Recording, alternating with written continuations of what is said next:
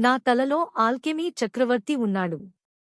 Chapter 1 the age of great cultivation.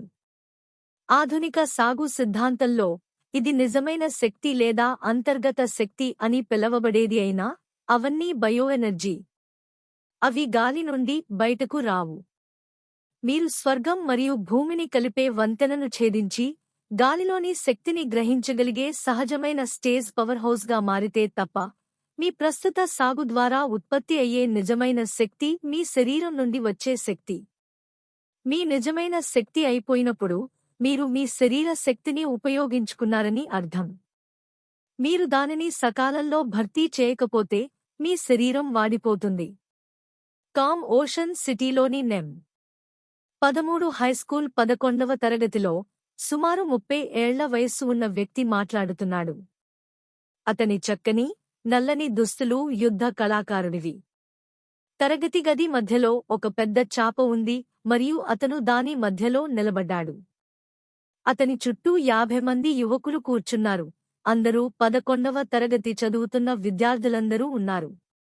వారిద్దరూ ఆడ మరియు మగ, మరియు చాలామంది 16 లేదా 17 సంవత్సరాల వయస్సుగల వారుగా కనిపించారు. వారిలో ప్రతి ఒక్కరూ మార్షల్ ఆర్ట్స్ దుస్తులు ధరించారు. విద్యార్థులలో ఒక యువకుడు 15 లేదా 16 ఏకాంత మూలలో కూర్చున్నాడు. అతను కండలు తిరిగినట్లుగా కనిపించాడు, కాని సున్నితమైన ముఖం కలిగి ఉన్నాడు. విద్యార్థులందరిలో అతను చాలా సాధారణ మరియు అస్పష్టంగా ఉన్నాడు. చుయున్ఫాన్ మధ్యలో ఉన్న వ్యక్తి వైపు చూస్తూ ఉండిపోయాడు. అతను 11వ తరగతి మార్షల్ ఆర్ట్స్ కోచ్ క్విన్ వు. అతను సైన్యం యొక్క ప్రత్యేక దళాల నుండి రిటైర్ అయ్యాడని పుకారు వచ్చింది. అతను సేవ చేస్తున్నప్పుడు చాలా సహకారం అందించాడు, కాని అతను ఎక్కడి నుండి పదవీ విరమణ చేశాడో మరియు నెమ్. 13 హైస్కూల్లో ఎందుకు బోధన ప్రారంభించాడో ఎవరికీ తెలియదు. అతను ప్రాథమికంగా సాగు గురించి ప్రతిదీ నేర్పించేవాడు. అందుకే పేదవారు విద్యాపరంగా చదువుకుంటారని, ధనికులు మార్షల్ ఆర్ట్స్ అభ్యసిస్తారని గతంలో ప్రజలు చెప్పారు. ధనవంతులు మాత్రమే యుద్ధ కళలను ఎందుకు అభ్యసిస్తారు? క్విన్ వు మాట్లాడుతుండగా ఆగిపోయాడు. అతను ఒక విద్యార్థి వైపు చూపిస్తూ, చెప్పు, అది ఎందుకు అన్నాడు. దీంతో విద్యార్థి ఒక్క క్షణం ఉలిక్కిపడ్డాడు. అప్పుడు అతను ఇలా జవాబిచ్చాడు, ఎందుకంటే మార్షల్ ఆర్ట్స్ సాధన ప్రక్రియలో ఒకరి రక్తసారాన్ని నిరంతరం పోగొట్టడం జరుగుతుంది. వారు దానిని తిరిగి నింపకుండా ఉపయోగించినట్లయితే వారు త్వరలోనే నశించిపోతారు. జిన్సెంగ్ మరియు గనోడర్మా వంటి సప్లిమెంట్లు గతంలో ఖరీదైనవి. సాధారణ ప్రజలు దానిని భరించలేరు. అది నిజమే. సాధారణ యుగం నుండి యుద్ధ కళలను అభ్యసించే వ్యక్తులు ఉన్నప్పటికీ వారిలో చాలా తక్కువ మంది ఉన్నారు. కున్లున్ యుగం వరకు అవి చాలా అరుదు. మానవులు కున్లున్ రాజ్యం మరియు ప్రాచీన జెనిత్ నాగరికతను కనుగొన్న తర్వాత సాంకేతికత మరియు యుద్ధ కళలు రెండూ అద్భుతంగా అభివృద్ధి చెందాయి. ఉదాహరణకు, జిన్సెంగ్ మరియు గనోడర్మా 10 ఏళ్లు లేదా 100 సంవత్సరాల కంటే పాతవి ఇప్పుడు సులభంగా ఉత్పత్తి చేయబడతాయి. వారు సాధారణ వ్యక్తుల డైనింగ్ టేబుళ్లపై వడ్డిస్తున్నారు. మనలో ప్రతి ఒక్కరూ యుద్ధ కళలను అభ్యసించగలిగేలా గొప్ప సాగు యుగం ఎలా వచ్చింది? నవ్వుతూనే క్విన్ వు ప్రకటించారు. ఆ సమయంలో చున్ యున్ఫాన్ చరిత్ర తరగతి నుండి కున్లున్ యుగం యొక్క గతం గురించి తెలుసుకున్నది అతని తలపైకి వచ్చింది. శతాబ్దాల క్రితం ఉమ్మడి యుగం 2035 సంవత్సరంలో ఒక భారీ కత్తి మెరుపు ఆకాశంలో చీల్చి విశ్వంలోకి చొచ్చుకుపోయి చివరకు అట్లాంటిక్ మహాసముద్రంలో దిగింది. భూగోళం మొత్తం భారీ విపత్తుతో అతలాకుతలమైంది.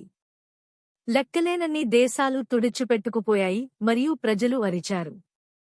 మానవజాతి జనాభా 1 బిలియన్ కంటే తక్కువకు పడిపోయింది. వారిలో ఎక్కువ మంది చైనీయులు. దీని ప్రకారం వారు చైనీస్ పునరుజ్జీవనాన్ని ప్రారంభించారు. విపత్తు కారణంగా గ్రహం యొక్క సగం నాశనం చేయబడింది, కాబట్టి మానవులు మరొక ఇంటి కోసం వెతకడం ప్రారంభించారు. చివరికి కత్తి మెరుపుచే సృష్టించబడిన కన్నీటికి అవతలి వైపున వారు విశాలమైన మరియు అంతులేని రాజ్యాన్ని కనుగొన్నారు. అది కున్లున్ రాజ్యం. ఆ విధంగా మానవత్వం కున్లున్ యుగంలోకి ప్రవేశించింది. కున్లున్ రాజ్యంలో నివసించేది మానవులు మాత్రమే కాదని వారు తరువాత కనుగొన్నారు. కొన్ని భయంకరమైన జీవులు కూడా అక్కడ నివసిస్తున్నాయి. ఆత్మశక్తి ఉనికి కారణంగా ఖండంలో అనేక అద్భుతమైన రాక్షసులు నివసిస్తున్నారు. అధునాతన సాంకేతిక పరిజ్ఞానాన్ని కలిగి ఉన్నప్పటికీ మానవజాతి రాక్షసుల దళాన్ని ఓడించలేకపోయింది.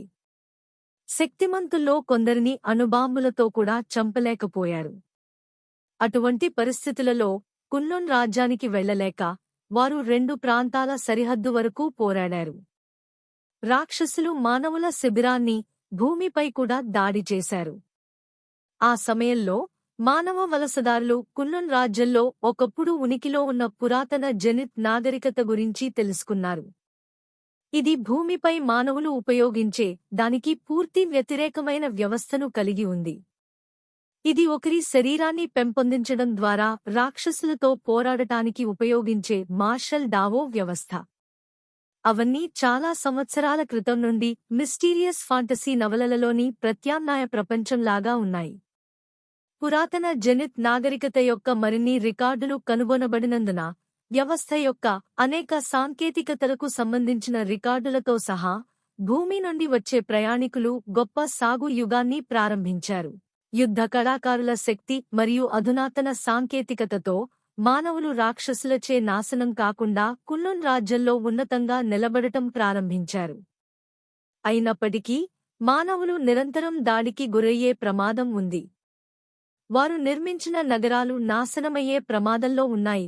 వందల వేల, మిలియన్లు లేదా 10 లక్షల మంది మరణించారు. ఇలాంటి దుర్ఘటనలు శతాబ్దాలుగా ఎన్నోసార్లు జరిగాయి.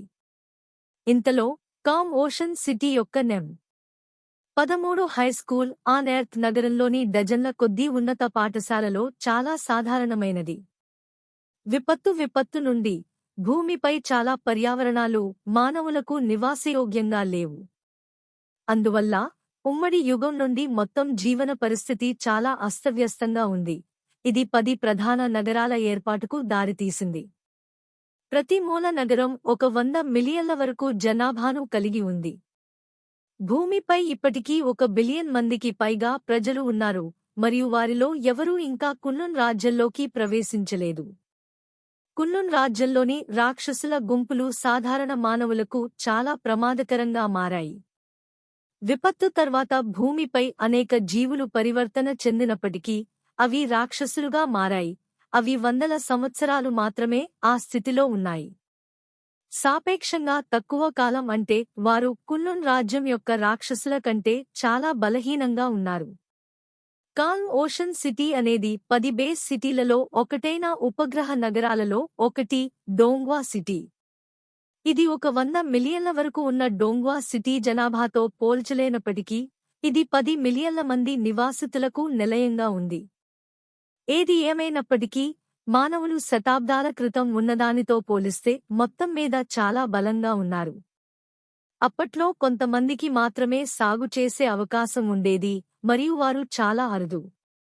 ఆధునిక కాలంలో ఫెడరేషన్ ప్రభుత్వం ఆ భయంకరమైన రాక్షసులతో పోరాడటానికి ప్రతి ఒక్కరినీ పండించేలా చేయడానికి ఉత్తమంగా ప్రయత్నించింది. కోచ్ క్విన్వు చెప్పినట్లుగా సాగులో ప్రతిభ ఒక్కటే అంశం కాదు. సరైన వాతావరణం, భాగస్వాములు, పద్ధతులు మరియు డబ్బు అవసరం. వాటిలో ఏమాత్రం లోటు ఉండకూడదు.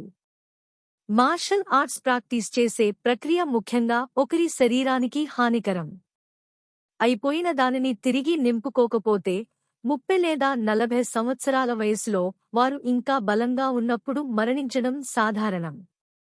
యుద్ధ విమానం ఎంత మెరుగ్గా ఉంటే అంత వేగంగా వాటి గడువు ముగుస్తుంది. మీరందరూ అర్థం చేసుకోవాలి, నిజమైన శక్తి అని పిలవబడే మూలం వాస్తవానికి మీ స్వంత బయోఎనర్జీ. మీ శరీరం ఎంత ఎక్కువ సాగును సాధిస్తుందో అంత ఎక్కువ నిజమైన శక్తి ఉత్పత్తి అవుతుంది. మీరు ఉన్నత స్థాయికి చేరుకోవడానికి మీకు అవకాశం ఉన్నప్పటికీ శరీరాన్ని పెంచడం ఇప్పటికీ మూలం. క్విన్వు తన చేతులను వెనుకకు, రైఫిల్లాగా నేరుగా ఆకాశాన్ని చీల్చబోతున్నట్లుగా నిల్చున్నాడు. భూస్వామ్య కాలంలో సాగు మాస్టారులు ది ప్రొజెనిటర్ రాసిన పద్యము ఆఫ్ స్ట్రైకింగ్ ది హెక్సాగ్రామ్ లైన్స్లో సాగు యొక్క మొదటి సమస్య ఒకరి జీవితానికి బదులుగా ఒకరి మనస్సును అభివృద్ధి చేయడమే అని పేర్కొన్నాడు. ఒకరి శరీరాన్ని సంస్కరించడానికి బదులుగా ఒకరి దావోను పెంచుకోవడం తప్పు అని దీని అర్థం. జ్ఞానం మరియు జీవితం రెండింటినీ పెంపొందించుకోవాలి. చుయున్ఫాన్ తల ఊపి తాను ఇంతకు ముందు పాఠశాలలో నేర్చుకున్న సాగు పరిజ్ఞానాన్ని గుర్తుచేసుకున్నాడు. సాగు మార్గం చాలా పొడవుగా ఉంది. పురాతన జనిత్ నాగరికత కనుగొనబడినప్పటి నుండి ఆ సాగుదారులు అనేక సంవత్సరాల పాటు కనుగొన్నారు మరియు సాగు యొక్క అన్ని దశలను వర్గీకరించారు. మొదటిది భౌతిక దశ. మార్షల్ దావోలోకి ప్రయాణించేటప్పుడు భౌతిక దశ తప్పనిసరి మార్గం. మార్షల్ దావో శిఖరానికి చేరుకోవడం అంతులేని సముద్రాన్ని దాటడం లాంటిది మరియు ఒకరి భౌతిక శరీరం పడవ. ఒకరి శరీరాకృతి ఎంత శక్తివంతంగా ఉంటే అవతలి వైపు వచ్చే అవకాశాలు అంత ఎక్కువగా ఉంటాయి. అందువల్ల ఒకరి భౌతిక శరీరానికి శిక్షణ ఇవ్వడం మార్షల్ దావోకు పునాది.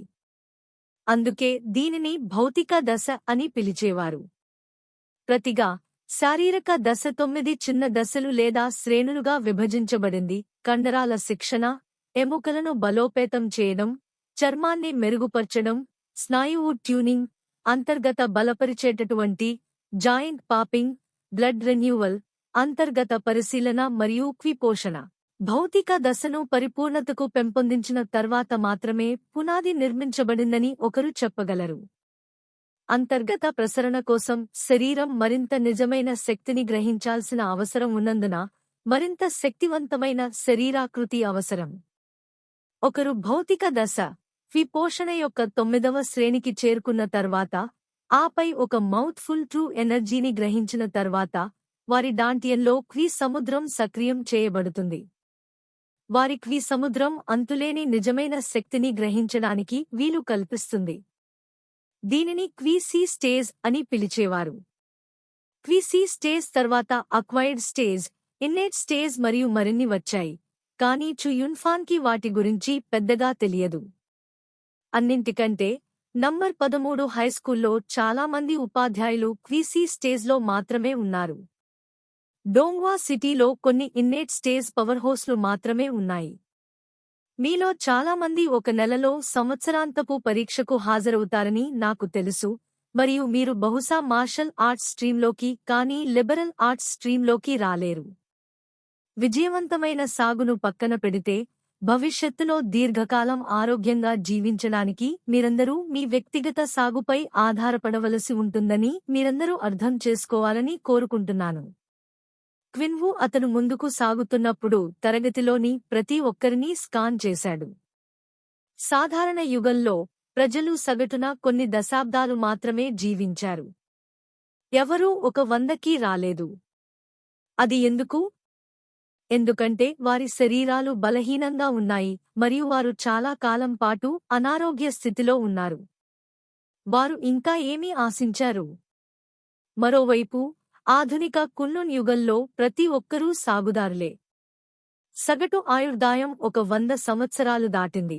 మరికొందరు 120 ఏళ్లు కూడా జీవించగలరు. మార్షల్ ఆర్ట్స్ సాధన చేయడం వల్ల కలిగే ప్రయోజనం ఇదే. క్విన్వు మార్షల్ ఆర్ట్స్ స్ట్రీమ్ మరియు లిబరల్ ఆర్ట్స్ స్ట్రీమ్ గురించి ప్రస్తావించడం విని చుయున్ఫాన్ దిగులుగా మారకుండా ఉండలేకపోయాడు.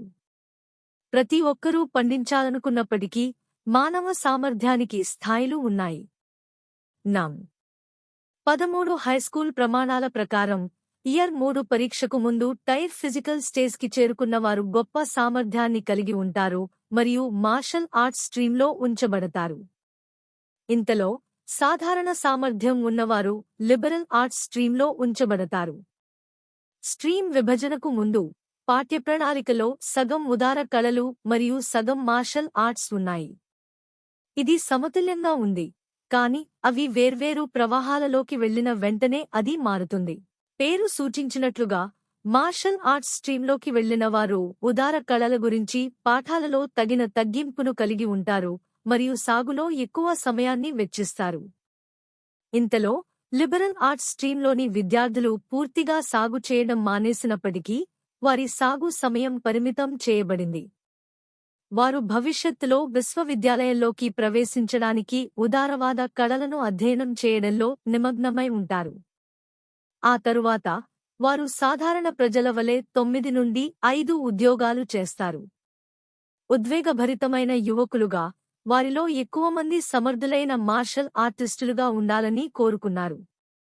వారు పొందగలిగే అద్భుతమైన సామర్థ్యాలు మరియు పొట్టితనానికి మించి శ్రద్ధాయ ఉద్యోగాలలో పనిచేయడానికి ఉద్దేశించిన లిబరల్ ఆర్ట్స్ గ్రాడ్యుయేట్లతో పోలిస్తే మార్షల్ ఆర్టిస్టులు జీవించడం సులభం.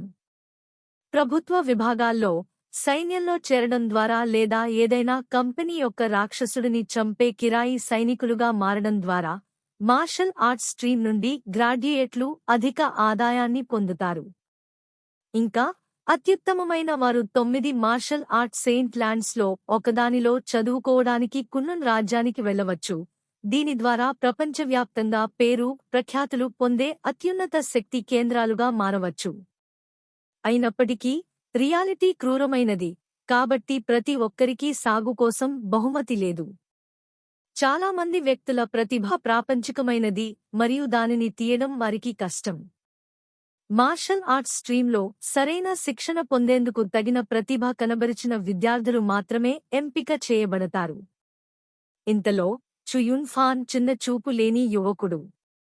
అతను తన సీనియర్ సంవత్సరంలో టైర్ ఫిజికల్ స్టేజ్కి మాత్రమే చేరుకున్నాడు. మార్షల్ ఆర్ట్స్ స్ట్రీమ్లోకి ప్రవేశించగల వారితో అతనిని పోల్చడం పర్వాలేదు. ఉదారవాద కళల స్ట్రీమ్లో ఉంచబడిన వారిలో కూడా అతను సాధారణ వ్యక్తిగా పరిగణించబడ్డాడు. సరే, ఈరోజు క్లాస్కి అంతే. రేపటి పాఠాన్ని మీరు దాటవేయకపోవడమే మంచిది, ఎందుకంటే నేను నిజమైన పోరాటం కోసం యుద్ధ నైపుణ్యాన్ని ప్రదర్శిస్తాను. మీరు దానిని మిస్ అయితే నేను దానిని మళ్లీ బోధించను. అర్థమైందా? క్విన్వు విద్యార్థులందరినీ చూస్తూ అడిగాడు. అర్థమైంది. వారు సమాధానమిచ్చేటప్పుడు వారి కళ్ళు వెలిగిపోయాయి.